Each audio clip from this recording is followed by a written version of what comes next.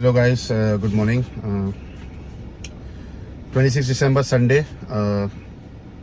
ये मेरा first training vlog है, फर्स्ट एवर। मुझे बहुत बार मेरी वाइफ ने, मेरे दोस्तों ने बोला कि मुझे कुछ करना चाहिए यूट्यूब पे, तो इसीलिए मैं शुरू कर रहा हूँ। मुझे पता नहीं है क्या करते हैं, कैसे करते हैं। ये मेरा फर्स्ट टाइम है, तो मुझे कुछ समझ में नहीं आ रहा मुझे क्या बोलना चाहिए। But I try to show कि मैं क्या करता हूँ। I love body building, I am very passionate about body building. मुझे ट्रेनिंग करना पसंद है। I love to prep my meals. तो वो सब मैं बस शो करने की कोशिश करूँगा। और चलो चलते हैं। क्रॉस बॉक्स वासी।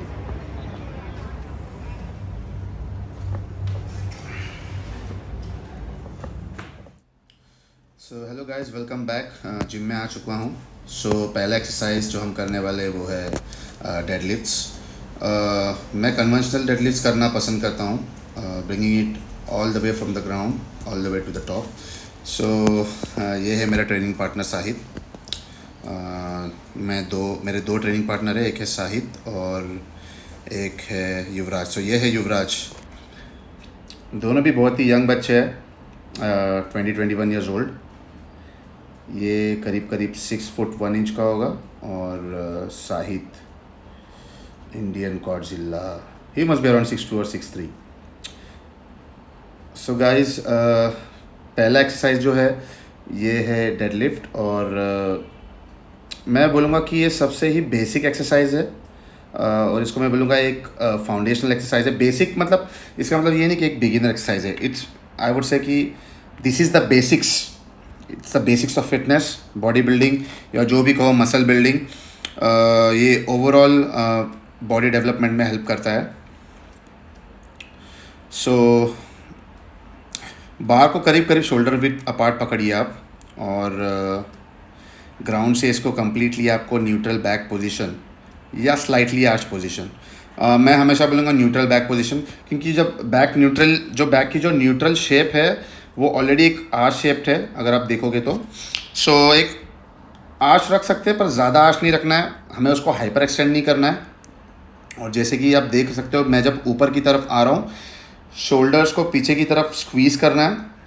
ये एक like shrugging kind of movement है। ये देखिए, ये करीब करीब 6'3" है। स्लाइटली नी बेंड होगा इसमें। नी सॉफ्ट रखना है बेसिकली, नी बेंड थोड़ा बहुत होगा, पर सबकी बॉडी अलग है इंडिविजुअली। एक जो शॉर्ट बंदा होगा उसके लिए थोड़ा अलग होगा इसका मूवमेंट। एक मीडियम टॉल बंदा होगा, जैसे कि मैं 5'10", 5'11" हूँ, मेरी मूवमेंट अलग है। देखिए, इसको मैंने स्क्वीज़ करने के लिए कहा ऊपर। बहुत ही स्ट्रॉन्ग बंदा है साहिद, पर उसकी बैक थोड़ी नैरो है। यू कैन सी इसका थोड़ा ड्रूपी शोल्डर्स है। ऑब्वियसली ये नहीं है कि आप ये करने से आपका बैक वाइड होगा, बट यस, आप थिकनेस ऐड कर सकते हैं इस पर। युवराज का अगर हम फ्रेम देखें, ये युवराज का अगर हम फ्रेम देखें, ये काफ़ी शोल्डर से वाइड है। This is like genetic frame. But आप देख सकते हो इस स्लाइटली लिम्स यानी कि लेग्स इसके थोड़े से लंबे हैं। ये अपीयरेंस में भी ऐसे लगते हैं, क्योंकि हम अगर देखेंगे तो इसका टमी और लोअर बैक एरिया में थोड़ा फैट है, थोड़ा फैटी था पहले, इसने ऑलमोस्ट कट डाउन किया है। पर देखिए, इसका बैक थोड़ा सा राउंड हो रहा है। मैं इसको कंसिस्टेंटली बोल रहा हूँ। ये मेरे पास पहले से ट्रेन नहीं कर रहा था। दोनों को भी करीब करीब 3 to 4 ईयर्स का ट्रेनिंग एक्सपीरियंस है। हम कह सकते हैं कि ये एक काइंड ऑफ एडवांस ट्रेनीज़ है। बट क्या होता है कि समटाइम्स जब आप कंसिस्टेंटली एक गलत फॉर्म पे ट्रेन करते हो, बॉडी को उस चीज़ की आदत हो जाती है। फॉर्म को करेक्ट रखना बहुत ज़्यादा इम्पॉर्टेंट है। आप देख सकते हैं यहाँ पर मैं न्यूट्रल बैक पोजीशन इस्तेमाल करता हूँ इस पर। और मैंने थ्रू आउट द लाइफ में न्यूट्रल बैक पोजीशन पे इसमें की है। इसमें क्या है कि आप देख सकते हो, मैं पेल्विस को भी अंदर की तरफ स्क्वीज़ कर रहा हूँ जब ऊपर आ रहा हूँ। इससे एक ग्लूडियल मसल, ऑफ कोर्स आप कन्वेंशनल डेडलिफ्ट कीजिए या आप रोमानियन कीजिए या आप स्टिफ लेग कीजिए, पेल्विक फ्लोर एक्टिवेशन आपको करना बहुत ज़रूरी है।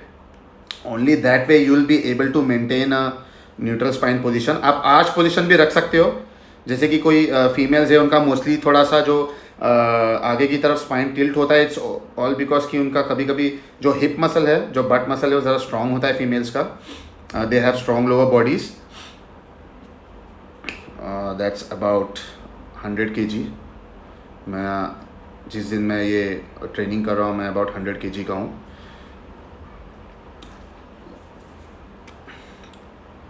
That's try to go about like 12 reps, 13-14 reps। बहुत ही अच्छी तरीके से वार्म अप करता हूँ मैं एक्सरसाइज करने से पहले, इससे पहले कि मैं हेवियर वेट्स पे जाऊँ। मेरा मेन पर्पस है मसल ग्रोथ करना, और ऑब्वियसली इन लोगों का भी वही पर्पस है, और यस बहुत से लोगों का यही पर्पस होता है जिम में जाना। सो हाइपरट्रॉफी, सो मसल हाइपरट्रॉफी, ये हम सबका सब बोलते हैं कि तो क्या ये डेडलिफ्ट मारना ज़रूरी है बैक ग्रो करने के लिए। सो मेरा बस यही कहना है कि जब आप यंग हो और टीन्स में हो, अपने 20s में हो, या भले आप 30s या 40s में हो, ये एक ऐसी एक्सरसाइज है जो ओवरऑल बॉडी के डेवलपमेंट में हेल्प करता है। यहाँ पे आपके काफ़ी जॉइंट मूवमेंट्स है, आप देख सकते हो। आपके यहाँ पर शोल्डर्स वर्क हो रहे हैं, आपके यहाँ आर्म्स वर्क हो रहे हैं। जब हम बार पकड़ रहे हैं, आप देख सकते हो ट्राइसेप्स भी स्क्वीज़ हो रहा है। जब आगे की तरफ से हमने बार पकड़ी है तो हमें जो बार को जो बिल्कुल ही अच्छी तरीके से जब हम होल्ड करते हैं तो हमारा वहाँ पे चेस्ट भी स्क्वीज़ होता है। और जब हम बार को लोअर लेवल से जब ऊपर की तरफ ले आते हैं तो इसमें बैक के जो डीपर मसल्स वर्क होते हैं वो ऑब्वियसली वो बाकी ट्रेनिंग्स में भी वर्क होते हैं, वो मैं आपको आगे बताऊंगा। बट इसमें जो अलग मोटर यूनिट्स, जो मसल फाइबर्स जो वर्क होते हैं, it's really different. It's like stabilising muscles होते हैं जो बैक के अंदर के। ऑल्सो इरेक्टर स्पाइनल वर्क होता है, ऑब्वियसली इसमें हैमस्ट्रिंग्स भी आपके वर्क हो रहे हैं। एक ओवरऑल पोस्टीरियर चेन डेवलपमेंट और एक फ्रंटल स्ट्रेंथ डेवलपमेंट। आप जो हमारा जो कोर है, कोर जो हमारा हम बोल सकते हैं जो ट्रांसफर्स एब्डोमिनल से जो एक बेल्ट टाइप स्ट्रक्चर होता है, जो एक लोअर बैक से फ्रंट की तरफ आता है लोअर एब्डोमिनल्स की तरफ से, उसे भी स्ट्रेंथन करता है, जिसको हम पावर हाउस बोलते हैं हमारे बॉडी का। देखिए इसमें थोड़ा सा राउंड हो रहा है इसका बैक, बट ठीक है, क्योंकि इस लोड थोड़ा ज़्यादा है। मेक श्योर कि एक अच्छा कोच, एक प्रोफेशनल कोच आपके आसपास है जब आप ऐसे थोड़े से जो गलत फॉर्म यानी कि गलत फॉर्म में नहीं कहूँगा इसको, ऑब्वियसली जब हम थोड़ा हैवी जाते हैं थोड़ा अपने 1 rep मैक्स की तरफ, सो मैं कहूँगा ये कुछ अराउंड 80% 1 rep मैक्स कर रहा है। और मैं जैसे कि कहा इसकी फॉर्म अभी थोड़ी सही नहीं है, मैं करेक्ट कर रहा हूँ, धीरे धीरे वो करेक्ट हो जाएगा। इसे ऐसा कि कंसिस्टेंटली हमें ऐसे अपने माइंड से कहना है कि फॉर्म सही रखें। साइड एंगल्स में अगर आप कर रहे हो तो ये साइड एंगल व्यू है, आप देख सकते हो। न्यूट्रल बैक पोजीशन मैंने अच्छी मेंटेन रखी है, एक अच्छा टेम्पो मेंटेन कर रहा हूँ मैं, ना कि ज़्यादा मैं एक स्पीड को भी अच्छा ज़रा सा कंट्रोल कर रहा हूँ। जो स्पीड से नीचे जा रहा हूँ वो स्पीड से ऊपर आ रहा हूँ। सो एक अच्छे टेम्पो पे वर्क कर रहा हूँ। ऐसा नहीं है कि ये लोड अभी भी मेरे लिए एक अच्छा लोड है। दैट्स 140 kg, करीब मैंने शायद पता नहीं 7 to 8 reps की है। हाँ, अब थोड़ा कार्डियो वर्क और थोड़ा मसल वर्क भी होने लग गया है। इसमें काफ़ी कार्डियो वर्क भी होता है जब आप डेडलिफ्ट करते हो। अच्छा खासा आपका ब्रीदिंग ऊपर चला जाता है, ब्लड सर्कुलेशन बढ़ जाती है बॉडी में। It's one of the most, ये मैं इसको कहूँगा कि ये बहुत ही वर्सेटाइल एक्सरसाइज है, और ये हर किसी को अपने ट्रेनिंग रूटीन में रखना चाहिए। So that's about 180 kg। सो साहित अराउंड 90 kg का। सो ये ऑलमोस्ट अपने डबल दी वेट जा रहा है, स्ट्रैप्स का यूज़ कर रहा है। ओह, थोड़ा सा राउंड हुआ, ओके, बट ठीक है, थोड़ा हैवी है वेट। अब अच्छा बैक मेंटेन किया उसने, गुड, वेरी नाइस। ऑलराइट, सो एक और रेप मैंने उसको मारने बोला है, उसने छोड़ दिया था। तो मैंने उसे पहले भी कहा था कि अगर ऐसा होता है तो हम लोड रिलोड करेंगे। सो लोड रिलोड बेसिकली ऐसी टेक्निक होती है कि जब हम ऊपर आते, जब लोड हैवी हो जाता है तो हम ऊपर जाते हैं, फिर नीचे आते, हम वेट्स को ऑन द फ्लोर रख देते, 1 सेकेंड का पॉज लेके उसको फिर ऊपर करते हैं।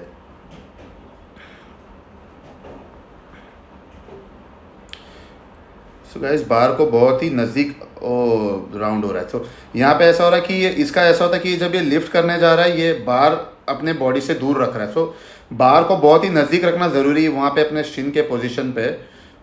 मैं थोड़ा हेल्प कर दिया, ये हेल्प से थोड़ा उसने लिफ्ट तो कर दिया है, बट ऐसा कि जब हम ये वाला लिफ्ट कर रहे हैं, स्पेशली डेड लिफ्ट के सारे जब भी लिफ्ट करते हैं तो हम एक पोजीशन जब बनाते हैं, जो स्टार्टिंग पोजीशन है वहाँ पे मेक श्योर करना है कि बार शिन को टच हो रहा हो, क्योंकि जब लिफ्ट करते टाइम अगर बार स्लाइटली भी आगे चला जाए तो इक्विलिब्रियम बिगड़ जाता है और फिर वो वहाँ से फिर बैक का राउंड होना शुरू हो जाता है। तो ये यहाँ पे वेट चेक कर रहा है, थोड़ा लोड कम कर दिया हमने इसके लिए, युवराज के लिए, बिकॉज इसका थोड़ा बैक राउंड होता है। अभी शोल्डर ब्लेड्स को भी पीछे खींच के रखना बहुत ज़रूरी है इसमें, तो वहाँ से ही that was a round back, but it's fine. जब आप हैवी जा रहे हो कभी कभार ऐसे चांसेस है कि ये हो सकता है, पर हर बार नहीं कीजिए। That's 2 reps। Okay, second rape was good.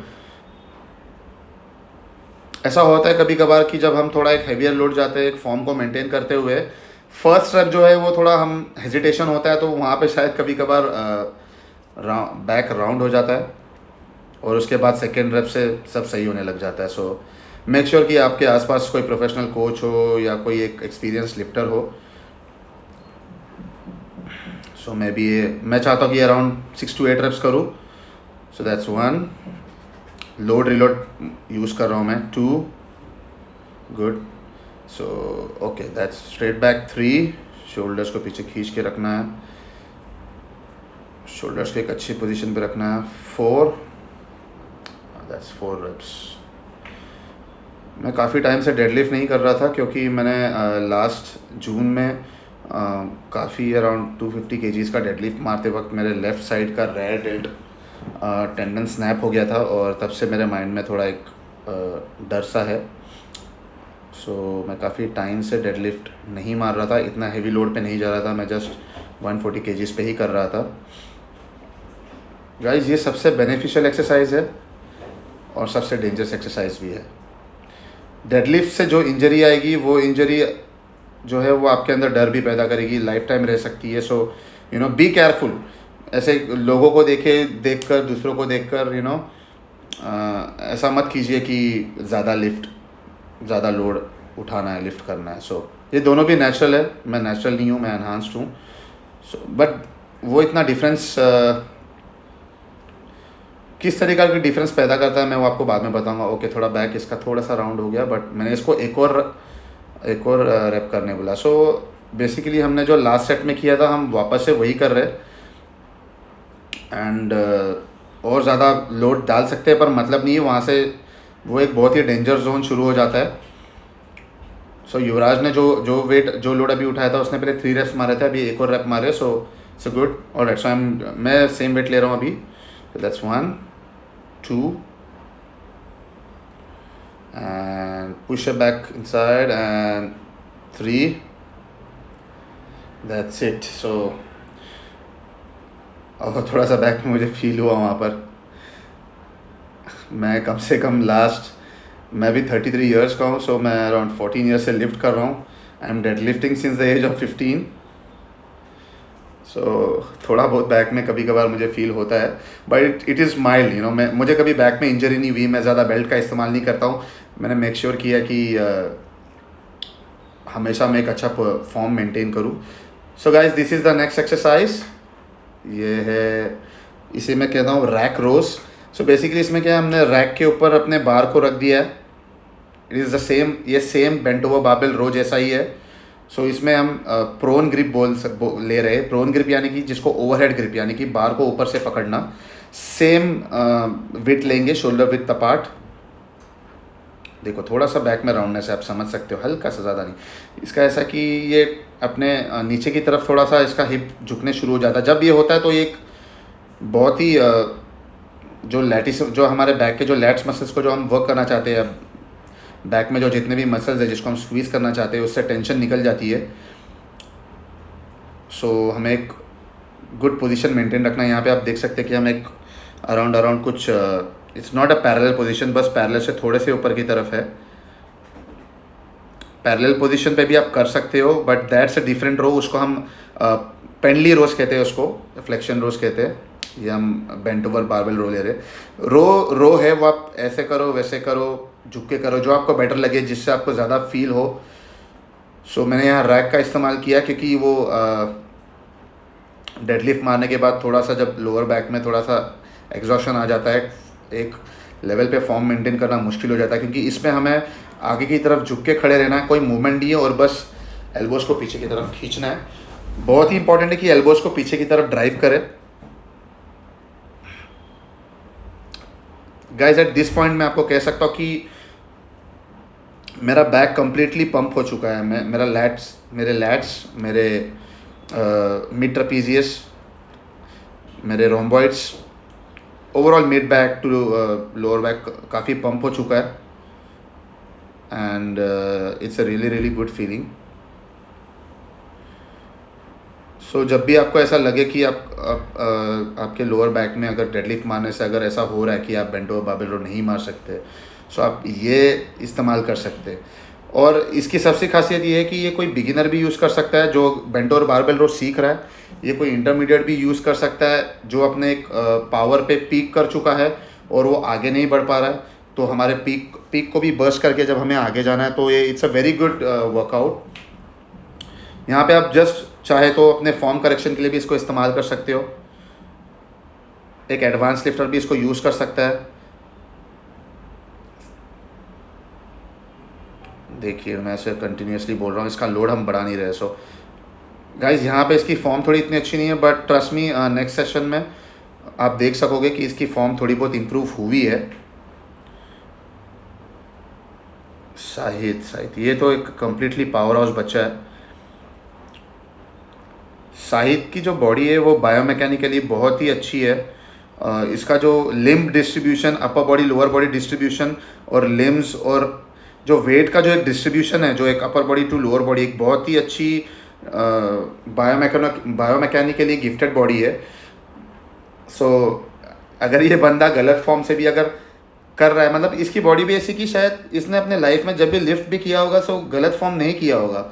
वो एक बहुत ही इंटेलिजेंट बंदा भी है, मैं कहूँगा। ये मतलब ही इज़ वेरी इंटेलिजेंट, पढ़ाई वढ़ाई में भी अच्छा है और he is very smart. So obviously मुझे लगता है ओवर द ईयर्स इसने वो अपनी प्रिंसिपल्स अपने ट्रेनिंग में भी अप्लाई किए हैं। और कभी कभार ऐसा होता है ना कि शायद हमें कुछ कुछ चीज़ें हेरिडिटरी मिलती है। मुझे पता नहीं इसके पापा ट्रेनिंग करते थे या नहीं करते थे, बट शायद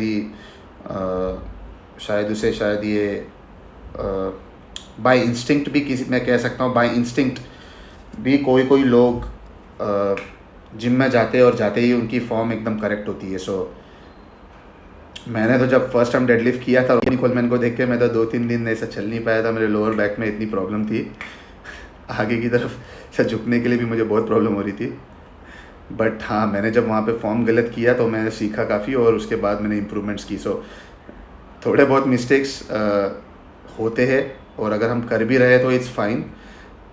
और गाइस हर किसी की बॉडी अलग होती है। सो हम ये नहीं कह सकते कि आप शायद कहीं पे किसी और का वीडियो देखते होंगे, उसने ये फॉर्म बताया या किसी और ने ये फॉर्म बताया, तो हम ये नहीं कह सकते कि आपको बिल्कुल ही वही उसी तरीके के फॉर्म से करना है।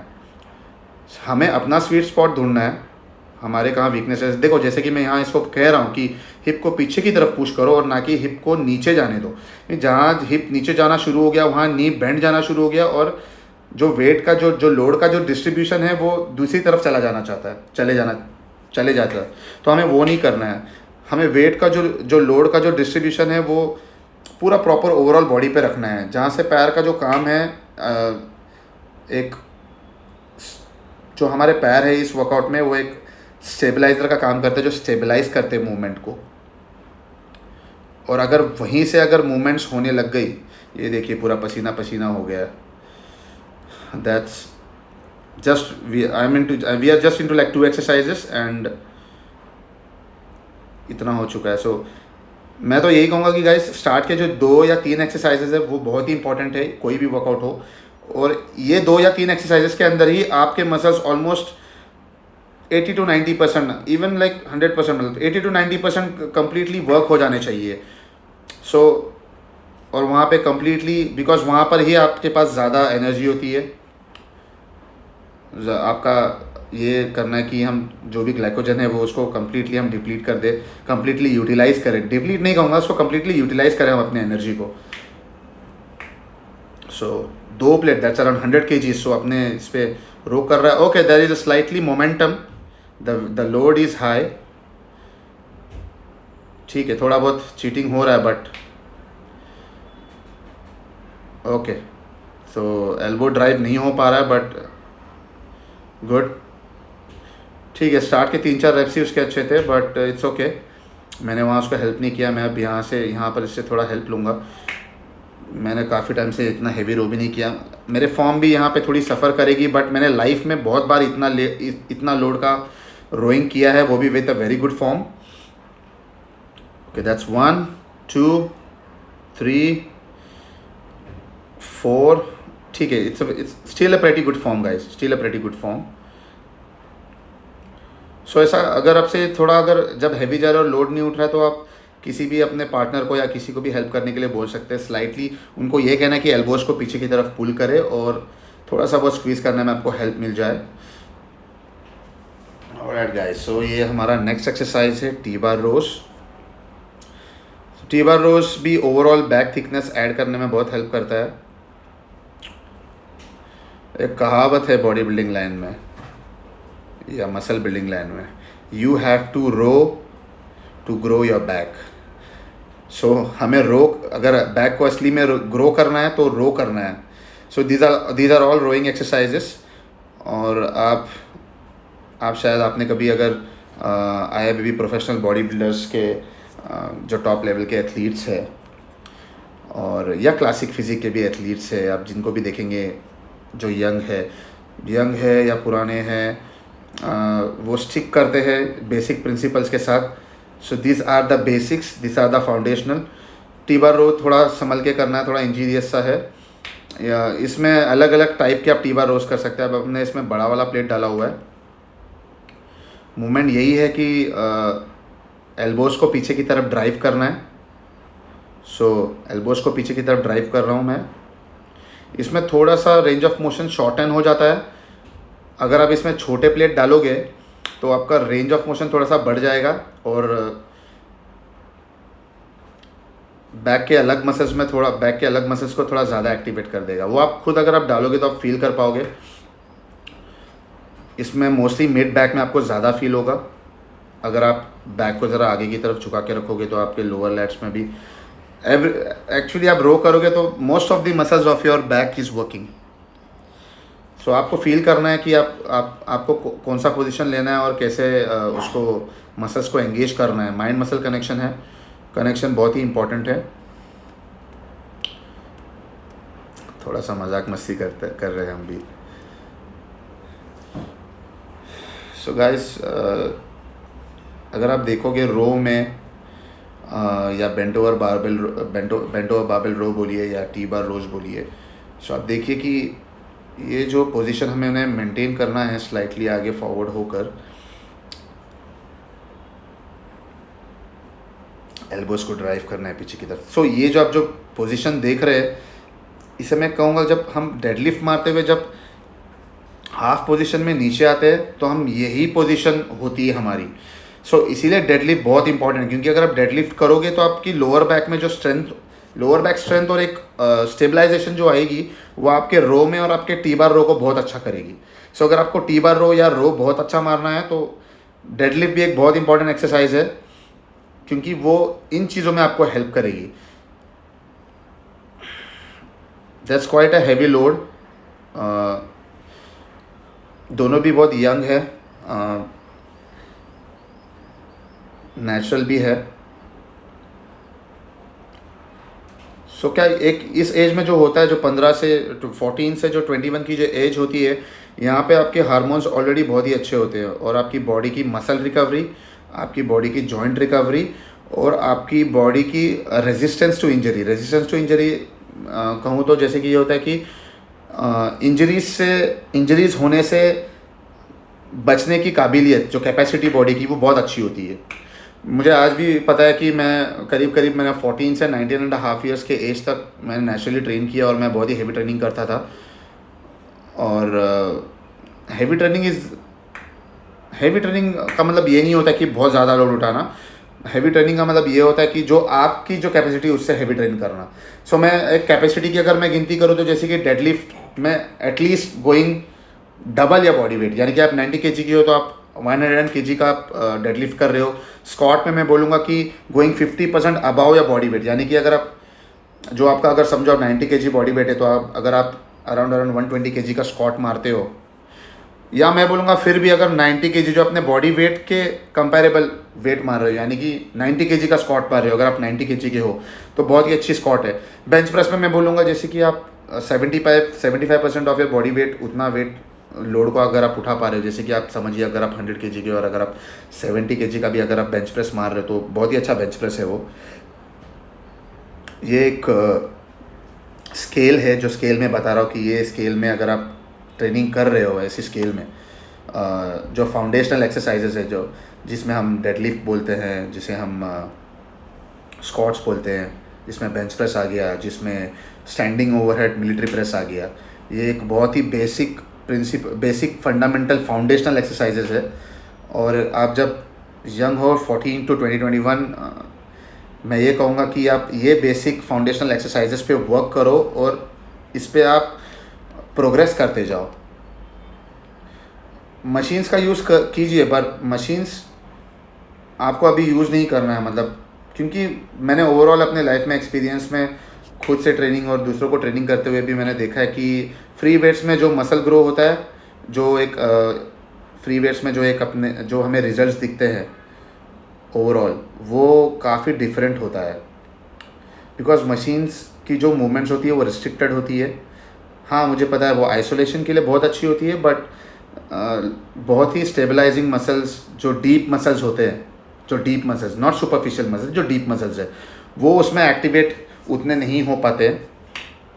And that's why it is very very important कि आप मोस्टली जब आप यंग हो, और जब आप यंग होती हो तो ऑब्वियसली आपकी स्ट्रेंथ अच्छी डेवलप होती है, आपके हार्मोन्स अच्छे होते हैं। यहाँ पर आपकी बॉडी ऑलरेडी एक एनाबॉलिक पोजीशन पर होती है। मतलब मैं तो बोलूँगा कि मैं एक नेशनल एथलीट नहीं हूँ, पर जब जो बंदा अगर साइकिल पे भी होता है, वो साइकिल पे भी अगर वो नेचुरली अगर उसके अंदर स्ट्रेंथ नहीं है तो साइकिल में भी वो कभी वो स्ट्रेंथ डेवलप नहीं कर पाएगा। बिकॉज और इस एज में जो आप एक स्ट्रेंथ डेवलप कर सकते हो, आपकी बॉडी इतनी एनाबॉलिक होती है कि अगर आप साइकिल भी लोगे तो भी आपको वैसे ही फील उतना ही स्ट्रेंथ आएगा, अगर आप नेचुरली भी करोगे तो भी आपको उतना ही स्ट्रेंथ आएगा, मेरा ये मानना है। सो और यहाँ एक और बात है कि यहाँ पे आपकी स्ट्रेंथ अच्छी डेवलप होती है, स्ट्रेंथ काफ़ी पीक करोगे 20-25 में, आपकी स्ट्रेंथ ज़्यादा पीक करने लगेगी। ये एज में आप स्ट्रेंथ का अच्छा प्रोग्रेस होगा, काफ़ी लीनियरली प्रोग्रेस करोगे आप, यानी कि लीनियर प्रोग्रेशन देखोगे, यानी कि थोड़ा थोड़ा सीधा ग्राफ में अगर आप देखोगे तो आप लीनियरली ऊपर की तरफ जाते रहोगे, स्ट्रेंथ में अच्छी स्ट्रेंथ डेवलप करते जाओगे। फिर थोड़ा थोड़ा इसमें ड्रॉप होगा, पर फिर आप लीनियरली स्ट्रेंथ की तरफ हमें प्रोग्रेस करना है। मैं आपको स्ट्रेंथ प्रोग्रेशन के बारे में भी आगे जाकर एक वीडियो में किसी दिन बताऊंगा कि स्ट्रेंथ को किस तरीके से हमें प्रोग्रेस करना है। सो गाइस, ये मैं तो बोलना ही भूल गया, ये है हाई रोज। इसमें हम ऊपर की तरफ से नीचे की तरफ रो कर रहे हैं। सो हमने पहले जो हमने रो किया वो हम नीचे से ऊपर की तरफ रो कर रहे थे। या हम शोल्डर लेवल से जब बेंड और बारबेल रोए या जो टी बार रोए, हम शोल्डर लेवल, मतलब यानी कि हम झुक रहे थे तो शोल्डर लेवल से, यानी कि नीचे के लेवल से हम ऊपर की तरफ रो कर रहे थे। अब हम शोल्डर से ऊपर की तरफ से नीचे की तरफ रो कर रहे हैं। जो ये मशीन रो है इसमें एक आर्क मूवमेंट है। अगर आप ये देखिए, इसका यहाँ पे एक जो आप नट बोल्ट देख रहे हो, वहाँ से वो आर्क पोजीशन में घूम रहा है, जैसे कि एक पेंडुलम होता है जो वॉच का, या फिर एक अगर आप हाथ गाड़ी भी देखोगे, जो वो हाथ गाड़ी जो लेके घूमते हैं, तो उसमें भी ऐसा टायर होता है और फिर वो जो एक प्लेटफॉर्म होता है वो ऊपर नीचे होता है। सो इसको एक हम आर्क मूवमेंट बोलेंगे। ये एक स्ट्रेट डाउन मूवमेंट नहीं है। Obviously the working muscles are lats और आपका बैक, बट ये जो आर्क का जो मूवमेंट है यहाँ पे थोड़ा सा एक आइसोलेशन अलग फील होगा, और हम इसीलिए भी एक्सरसाइज कर रहे हैं कि बैक को अभी थोड़ा रेस्ट भी चाहिए। तो देखिए मैं यहाँ पे काफ़ी एकदम वेट को कंट्रोल कर रहा हूँ, मैं इसको लेट गो नहीं कर रहा हूँ। मैंने पीछे से स्कैपुला को काफ़ी अच्छी तरीके से स्कैपुला को भी मैं एकदम अच्छे ही कंट्रोल मूवमेंट में ओपन कर रहा हूँ। स्क्वीज़, एल्बोज को पीछे की तरफ ड्राइव करना है। थोड़ा सा मैं अपने आप को पीछे की तरफ इसमें लीन कर रहा हूँ। सो गाइज ये लैट पुल डाउन की तरह नहीं है कि अगर मैं ज़्यादा लीन कर जाऊँ पीछे तो थोड़ा जो मेरे बैक से जो जहाँ पर मैं टारगेट कर रहा हूँ वो मूवमेंट वो मुझे फील ना हो। सो यही एक फ़ायदा आर्क मूवमेंट का कि इसमें आपको स्लाइटली अपने बॉडी को पीछे लीन करना है, और आपका जो टारगेटेड मसल है जो लैट्स और जो अपर बैक यानी कि ओवरऑल बैक डेवलपमेंट इसमें होता है, ऐसा नहीं है। बस इसमें जो जिस तरीके से हम इसे कॉन्ट्रैक्ट करते हैं, जो आर्क मूवमेंट है वो एक अलग फील देता है। So there are like different kinds of small muscles which are also involve. अगर आपके पास ये मशीन नहीं है तो ऑफ कोर्स हम एक लैट पुल डाउन मशीन भी ले सकते हैं, और लैट पुल डाउन मशीन में हम बार को लगा के उसको अंडर हैंड ग्रिप ले सकते हैं, और वो जो सीट की पोजीशन होगी अगर वो सीट लंबी होगी तो बेटर आप थोड़ा सीट में पीछे की तरफ जाओगे, या तो फिर आप पीछे की तरफ एक बेंच लगा सकते हो और वो मूवमेंट को सेम इस तरीके से कर सकते हो। मैं किसी दिन आपको वो भी बता पाऊँगा कि इसे कैसे करना है।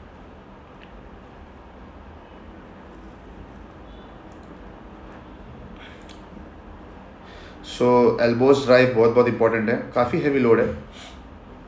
आई गेस हम यहाँ पे ड्रॉप सेट का यूज़ कर रहे हैं। So guys drop set basically वो होता है कि हम एक हैवी लोड पहला करते हैं वर्किंग सेट, और फिर एक हैवी लोड का वर्किंग सेट करने के बाद जब एक दूसरा वर्किंग सेट होता है उस वर्किंग सेट में हम धीरे धीरे लोड को कम करते हैं, उसको हम 3 या 4 या 5 सेट में डिवाइड करते हैं। ये एक अलग तरीके से इंटेंसिफाई करता है आपके ट्रेनिंग को, अलग तरीके से शॉक करता है, बहुत ही एक अच्छा इंटेंसिफायर है।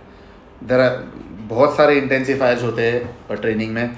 ड्रॉप सेट का इस्तेमाल कर सकते हैं हम प्रोग्रेसिव ओवरलोड इस्तेमाल कर सकते हैं।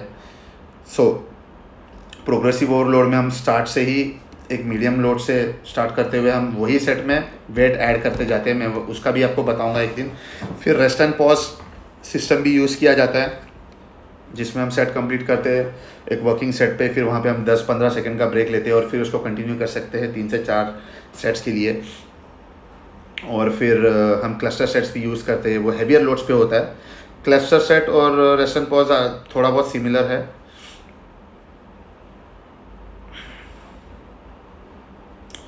शायद मुझे ये वेट थोड़ा हल्का लग रहा है तो मैंने उसे बोला कि नहीं हम ड्रॉप सेट नहीं जाएंगे, तो इसलिए मैं लोड कम नहीं कर रहा हूँ। लोड मैंने ड्रॉप सेट करने से मना कर दिया। युवराज का थोड़ा सा शोल्डर्स भी उठ रहा है, बट वेट कभी कभी थोड़ा सा जब लोड बढ़ जाता है तो देयर इज़ अ पॉसिबिलिटी कि थोड़ा शोल्डर्स उठ जाए। अभी थोड़ा शोल्डर अच्छा मेंटेन किया है, बट गाइज इसका मतलब ये नहीं कि थोड़ा सा वेट हाई है और मशीन है, ज़्यादा इंजरीज होने के चांसेस नहीं हैं अभी। एज भी एक फैक्टर है, और मशीन्स के ऊपर there is a very less probability कि आप इंजर्ड होंगे, बिकॉज यहाँ पे आप आउट ऑफ द वे नहीं जाने वाले किसी हैवी मूवमेंट में, जैसे रो में या किसी और ट्रेनिंग फ्री वेट ट्रेनिंग में हो सकता है, क्योंकि यहाँ पे एक कंप्लीट कंट्रोल है आपका, मशीन का कंट्रोल है आपके मूवमेंट में। सो आप एक लोड आपकी मशीन आपके हाथों के मूवमेंट को एक मूवमेंट से बाहर नहीं जाने देगी।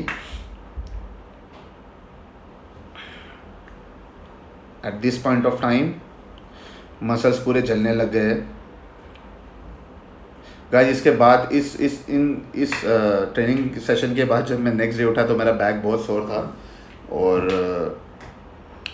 तब से एक और बार हमारा बैक सेशन हो चुका है, और काफ़ी सोर हो रहा हूँ मैं हर बार एवरी बैक सेशन में। ये ज़रूरी नहीं कि अगर आप सोर नहीं हो रहे हो तो कि आपका वर्कआउट अच्छा नहीं हुआ है।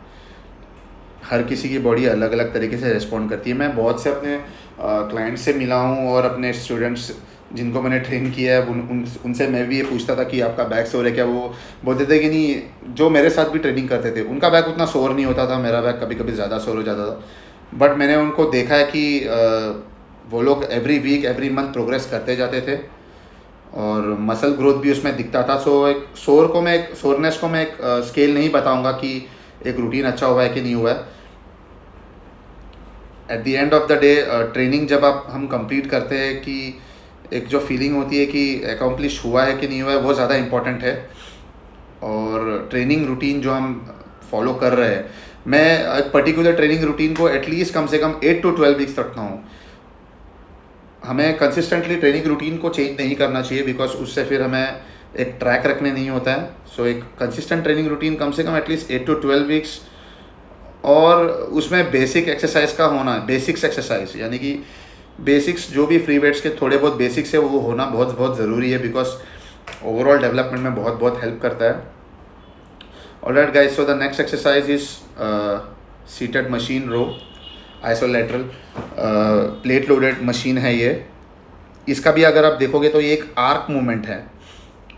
सो वहाँ पर भी एक पिवट है, यानी कि वो नट बोल्ट है, उसको हम पिवट कहेंगे, जहाँ से वो मूवमेंट हो रही है। सो इसकी एक, जैसे कि हम अगर आप केबल पे मारोगे तो उससे जो केबल है वो स्ट्रेट आता है। सो इससे एक अलग फील होता है और इससे एक अलग फील होता है। इसका एल्बोस पीछे की तरफ ड्राइव करना बहुत ज़रूरी है। बट मैंने उससे पूछा कि ऐसा क्या हो रहा है, तो उसने बोला कि काफ़ी मेरा बैक मसल पंप हो चुका है और एल्बोस पीछे की तरफ नहीं जा रहा है।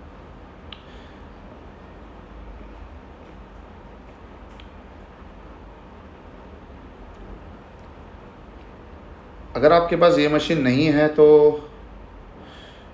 आई गेस आप एक बेंच लेकर भी उसमें दोनों हाथों में डंबल्स लेके ये सेम मूवमेंट कर सकते हो, सेम तरीके से। बस उसमें आपको आगे की तरफ बेंच के ऊपर लेटना पड़ेगा, चेस्ट को बेंच के ऊपर से बाहर निकालते हुए, और पैरों की मूवमेंट वैसी, पैरों की जो पोजीशन है आपको वैसे ही ग्राउंड पे रखनी पड़ेगी।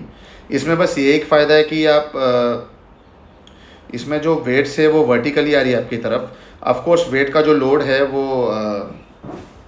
ग्रेविटेशन जो है वो नीचे की तरफ ही है, बट द मूवमेंट जो है वो आर्क मूवमेंट है, तो ये थोड़ा सा ईजियर हो जाता है आपके लोअर बैक पे।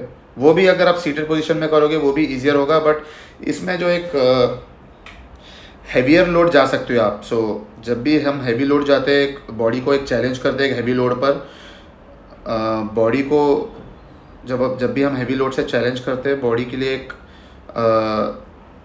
बॉडी का एक सिस्टम होता है एडेप्टेशन का। हमें अडेप्ट नहीं होने देना बॉडी को जब कंटिन्यूसली चैलेंज करते हैं तो स्ट्रेंथ में इम्प्रूवमेंट, मसल में इम्प्रूवमेंट आपको दिखाई देगा। और इसमें एक और है, थोड़ा बहुत एक आइसोलेट भी कर पाओगे आप मसल को। That's why this free weights machines were made. जो आजकल के जो हम प्रो लेवल के जो body builders, modern body builders देख रहे हैं जो इतने अच्छे लेवल पे ग्रो हो रहे हैं, दिस इज़ द रीज़न, क्योंकि इसमें आपके इंजरी के चांसेस बहुत ही कम हो जाते हैं। और जब हम कंसिस्टेंटली हैवी वेट ट्रेनिंग जब हम कंसिस्टेंटली ओवर मैनी ईयर्स करते हैं, इसका मतलब ये नहीं कि अगर आप ये इतने लोड से या हैवी लोड से अगर आप 3 महीना, 4 महीना, 5 महीना अगर आप ट्रेनिंग करोगे तो आपका उसमें मसल ग्रोथ दिखाई देगा। Yes, there will be improvement, but consistent heavy load training हमें करते रहना चाहिए। अगर आप ये लिटरली आपके गोल पे डिपेंड करता है। अगर मेरे जैसा, मैं कॉम्पिटिटिव बॉडी बिल्डिंग करना चाहता हूँ। मैं पहले काफ़ी कॉम्पिटिटिव बॉडी बिल्डिंग करता था, मैंने काफ़ी सालों से किया नहीं है, 10-12 ईयर्स से, because at the age of 24 मेरा पैक टेयर हो गया था और बहुत ही डेंजरस इंजरी थी, करियर एंडिंग इंजरी थी मेरी लाइफ की वो। और लिटरली मेरी करियर एंड हो चुकी थी। उससे पहले मैं काफ़ी हैवी लिफ्टिंग यानी कि गुड लिफ्टिंग और बॉडी बिल्डिंग करता था। सो ये लिटरली आपके गोल पे डिपेंड करता है कि आपको कैसे लेवल की ट्रेनिंग करनी चाहिए। बट जब भी हम जिम जाए तो हमारा मैं तो कहूँगा कि आपको अपने 3 ट्रेनिंग प्रिंसिपल्स आपके होने चाहिए। First training principle should be train hard. Train hard यानी कि हमें लास्ट टाइम जैसे हमने ट्रेन किया था उससे हमें थोड़ा और हार्ड ट्रेनिंग करनी चाहिए।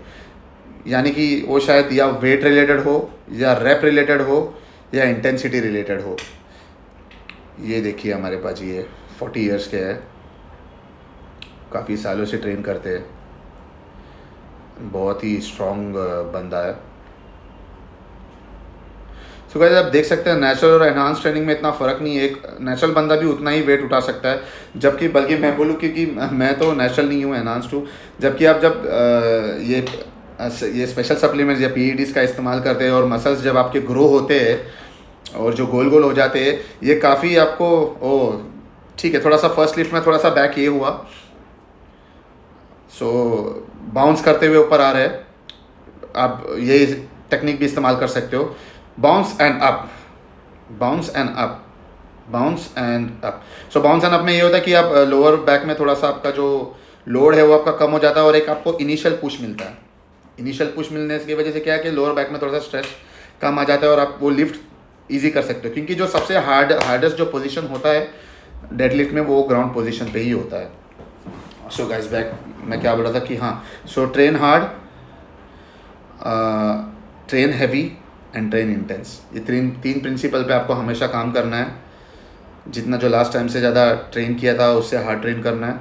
ट्रेन हैवी मतलब ये ज़रूरी नहीं कि आप हमेशा हैवी करो, जो आपने लास्ट टाइम भी किया होगा या उससे भी पहले किया होगा जो हैवी ही रखा है, पीछे की तरफ नहीं जाना है ज़्यादा बार।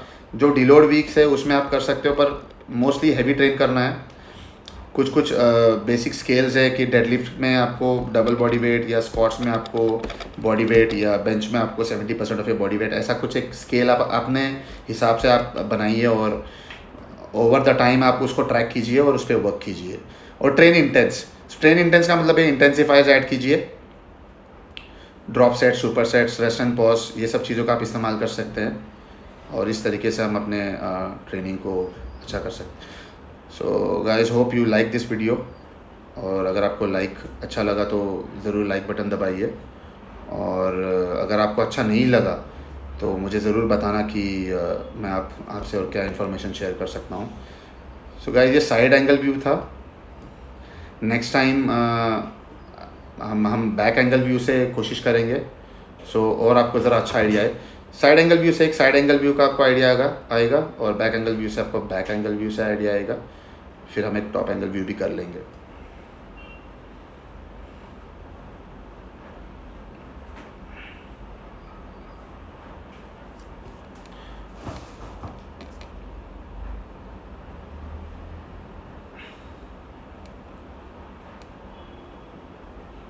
सो लैट पुल डाउन से मैं ये अपने एक्सरसाइज को ख़त्म करूँगा। ज़्यादा टिल्ट नहीं करूँगा, बैक को थोड़ा सा स्क्वीज़ करूँगा एंड दैट्स इट।